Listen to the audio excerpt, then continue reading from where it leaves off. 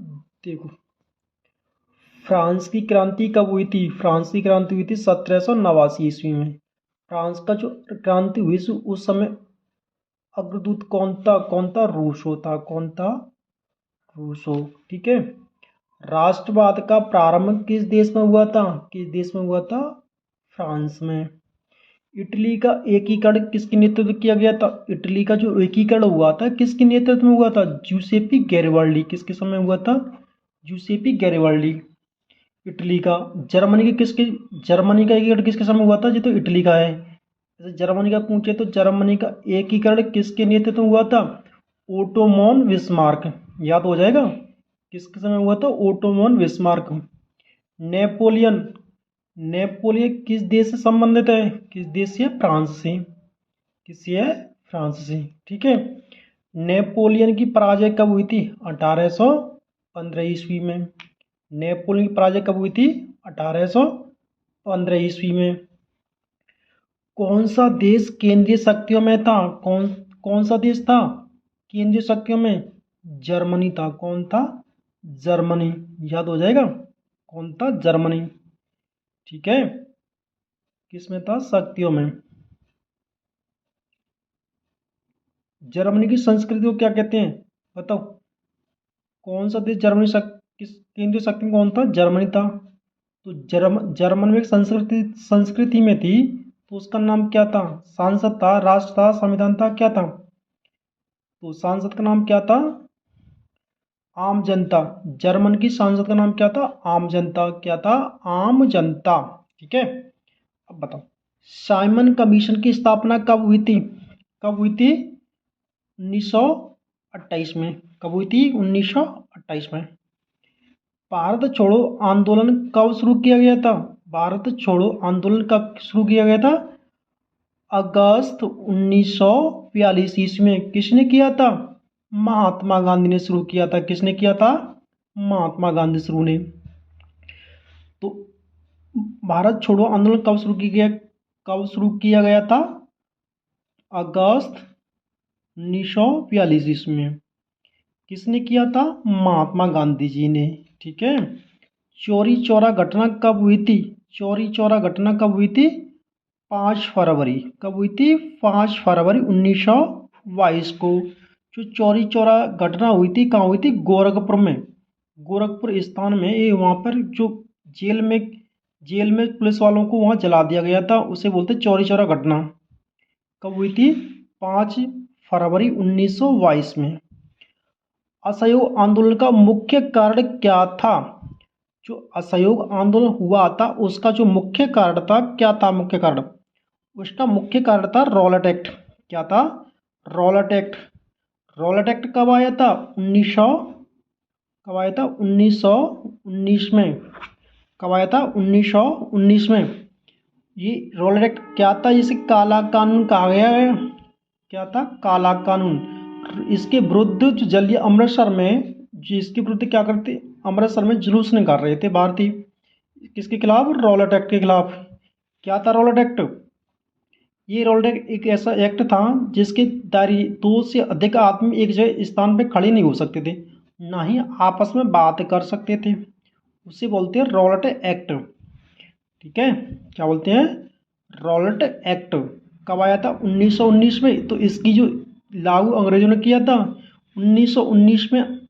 अमृतसर में जो सभा कर रहे थे तो उस पर डायर ने गोली चलाने का हुक्म दे दिया। कब दे दिया? किसने दिया था? जनरल डायर ने। कब? 1919 में।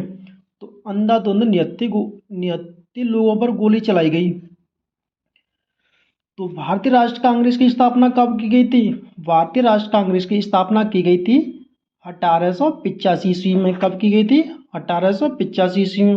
मोस्ट इम्पोर्टेंट क्वेश्चन है, इससे कोई क्वेश्चन बाहर नहीं जाएगा। ठीक है। अगला देखो, सवनवे अवज्ञा आंदोलन कब चला गया था? जो सवनवे अवज्ञा आंदोलन था कब चला? 1930 ईस्वी में। स्वराज मेरा जन्म सिद्ध अधिकार है, मैं इसे लेकर रहूंगा। किसका था? बाल गंगाधर तिलक ने कहा था। उन्होंने कहा था स्वराज मेरा जन्म सिद्ध अधिकार है, मैं इसे लेकर रहूंगा। किसने कहा था? बाल गंगाधर तिलक जी ने कहा था। विश्व संगठन WTO का स्थापना कब हुई थी? 1995 में। कब हुई थी? 1995। किसकी? WTO की स्थापना कब हुई थी? 1995 में। मानव अधिकार दिवस कब बनाया जाता है? मानव अधिकार दिवस कब बनाया जाता है? 10 दिसंबर को। कौन सा दिवस? मानव अधिकार दिवस। आर्थिक महामंदी कब आई थी? 1929 में। कब आई थी? 1929 में। प्रथम विश्व युद्ध कब लगा गया था? 1914 में। कितने साल तक लड़ा गया? 4 साल तक, 1914 के और 18 के बीच में। ठीक है। संयुक्त राष्ट्र संघ की स्थापना कब की गई थी? 1942 ईस्वी में। कब की गई थी? 1942 ईस्वी में। औद्योगिक क्रांति किस देश में प्रारंभ हुई थी? किस में हुई थी? इंग्लैंड में। जो औद्योगिक क्रांति आई थी, जो फैक्ट्री वगैरह लगी थी, सबसे ज़्यादा कहाँ लगी थी? इंग्लैंड में। गुलमेलिया के लेखक कौन है? गुलामगिरी के लेखक कौन है? गुलामगिरी के लेखक ज्योतिबा फूले। कौन है? ज्योतिबा फूले।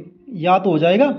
जो गुलामगिरी पुस्तक है उसके लेखक कौन है? ज्योतिबा फूले। कौन है? ज्योतिबा फूले। ठीक है जी, कोई दिक्कत? तो WTO का जो स्थापना हुई थी 1995, इसका जो संगठन है, इस विश्व व्यापार संगठन, इसका जो मुख्यालय कहाँ है? वाशिंगटन। कहाँ है? वाशिंगटन DC में, यानी अमेरिका में। इसका अमेरिका में तो वाशिंगटन DC। तो इसका जो WTO का मुख्यालय कहाँ है? वाशिंगटन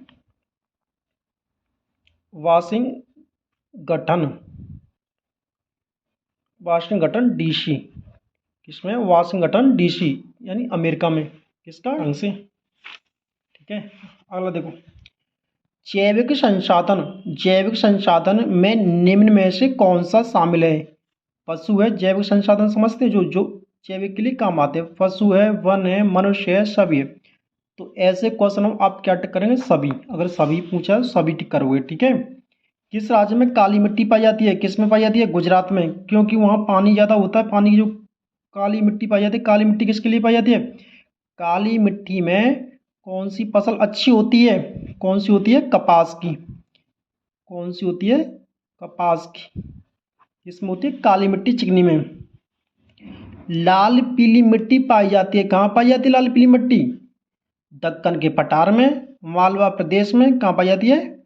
मालवा प्रदेश में। लाल पीली मिट्टी कहाँ पाई जाती है? मालवा प्रदेश में। पर्वतों पर मृदा अपरदन का साधन है, क्या है बताओ? पवन है, हिमनद है, जल है, या पशुचारण है? जो अपरदन होता है वहाँ पर्वतों पे किसके कारण होता है? जल के कारण, हिमनद के कारण, या पवन के कारण? किसके कारण? पशुचरण। पशुचारण होता है उसके कारण। तो ऑप्शन कौन सा हो गया? ख। तो भूमि एक संसाधन है, कैसा है? प्राकृतिक है, मानव निर्मित है? भूमि मानव ने बनाई है, प्रकृति में है? कौन सा ऑप्शन सही होगा? कौन सा होगा? प्राकृतिक। निम्न में से कौन सा अजैविक संसाधन है? कौन सा है बताओ? अजैविक संसाधन। चट्टान है, पशु है, पौधे हैं, मछलियां हैं। कौन है? अजैविक, जिसे द्वारा बनाया जा सकता है। कौन है? चट्टान है। ऑप्शन कौन सा सही है? तो क्वेश्चन है, पंजाब में भूमि निम्नीकरण का प्रमुख कारण क्या है? क्या है? अत्यधिक सिंचाई। क्या है? अत्यधिक सिंचाई। जलोढ़ मिट्टी में किसकी मात्रा अधिक होती है? जलोढ़ मिट्टी यानी पानी जो बहता है उसमें किसकी मात्रा अधिक होती है?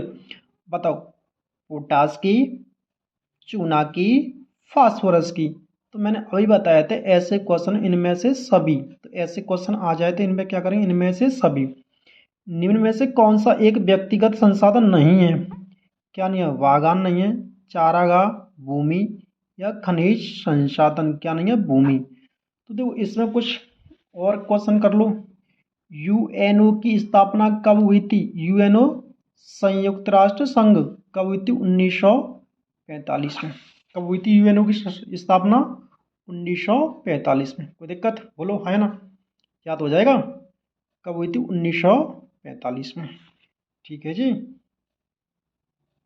कोई दिक्कत है? मतलब अब ऐसे ही चौरी चौरा घटना कब हुई थी? 5 जनवरी को। इरविन समझौता, गांधी इरविन समझौता कब हुआ था बताओ। महात्मा गांधी इरविन समझौता कब हुआ था? 5 मार्च, कितना हुआ था? 5 मार्च 1931 में। कब हुआ था? 5 मार्च 1931 में। क्या था ये? गांधी इरविन समझौता। क्या था? गांधी इरविन समझौता। ठीक है, कब हुआ था? 5 मार्च 1931 में। महात्मा गांधी ने दांडी यात्रा कहाँ से प्रारंभ की गई थी बताओ? गई थी कहाँ थी? सेवाग्राम। कहाँ से की थी? सेवाग्राम से। ठीक है, ये करो करो या मरो का नारा किसने दिया था? किसका? करो या मरो, करो या मरो का नारा किसने दिया था बताओ? मरो किसने दिया था? महात्मा गांधी ने। किसने दिया था?